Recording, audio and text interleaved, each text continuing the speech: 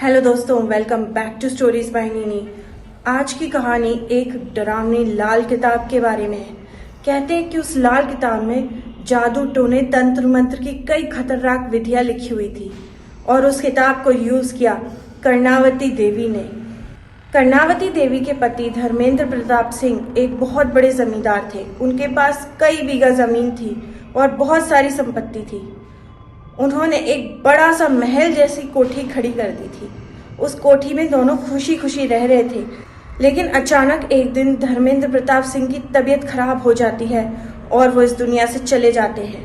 कर्णावती देवी ये चीज़ बर्दाश्त नहीं कर पाती और ले आती हैं एक लाल किताब और कब्रिस्तान में से एक शरीर को ले आती हैं और उसे सामने रखकर अपने पति को दोबारा जिंदा करने की कोशिश करने लगती है। लेकिन तभी लाल किताब अचानक जिंदा हो जाती है और उसमें से आवाज आती है। वो कहती है, हे देवी, तूने बहुत बड़ा पाप किया है। तूने इस पावन महीने के अंदर ऐसी विधि को अंजाम दिया, इसलिए अब तुझे चुड़ैल बनाकर इस किताब में कैद कर लिया जाएगा। और कर्णावती देवी को वो किताब कैद कर लेती है। उस किताब में से कई बार बचाओ बचाओ की आवाजें सुनाई देती हैं गांव वालों को। और कर्णावती देवी के गायब हो जाने के बाद उस हवेली को भूतिया घोषित कर दिया जाता है।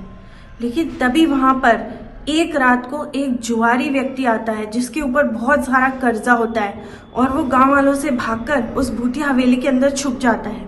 तभी उसे इस लाल किताब में से आवाज सुनाई देती है, बचाओ बचाओ। अब उस कमरे को खोलता है जहां से आवाज आ रही होती है, तो वहां पर दरअसल एक हवन कुंड सा बना होता है और एक लाल रंग की किताब होती है।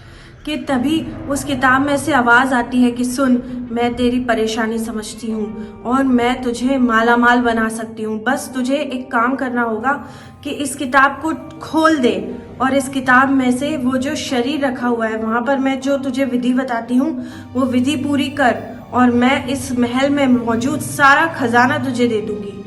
अब वो जो जुआरी होता है वो अपने सामने बहुत सारा खजाना देखता है। कई सोने चांदी हीरे के जवाहरात वहां पर पड़े होते हैं, तो उसे लालच आ जाता है। वो कहता है, ठीक है, आप जो भी बताएंगी वो मैं करूंगा। और तभी लाल किताब उसे एक अनुष्ठान करने को कहती है और जैसा वो कहती है वैसे वो जुआरी कर देता है और अचानक से उसमें से कर्णावती देवी की डरावनी चुड़ैल जैसी शरीर बाहर निकलती है, क्योंकि उन्हें तो श्राप लग चुका था।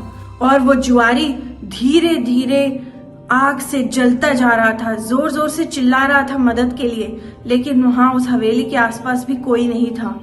तभी अचानक से उसका पूरा शरीर जल जाता है और जलकर निकलता है कर्णावती देवी के पति का शरीर और वो दोनों उस महल में रहने लगते हैं।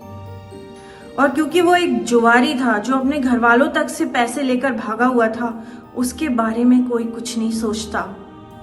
तो ये थी आज की horror story. Thank you for listening.